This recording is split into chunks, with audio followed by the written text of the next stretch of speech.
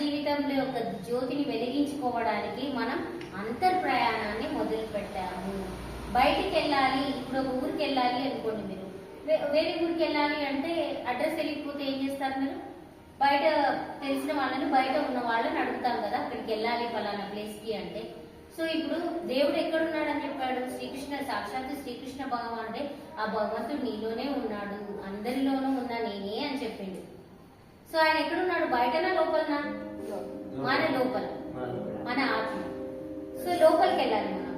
ఇప్పుడు మనం లోపలికి వెళ్తేనే మన అంతర్ ప్రయాణం మొదలవుతుంది. ఆ భగవంతుడు ఎవరో కాదు, నేనే అనే విషయాన్ని మనం, ఆ దర్శనాన్ని, మన ఆత్మ దర్శనాన్ని మనం చేసుకొని ఆ సత్యాన్ని గ్రహిస్తాం. సో లోపలి ప్రయాణం చేయాలి అంటే ఎవరిని అడగాలి?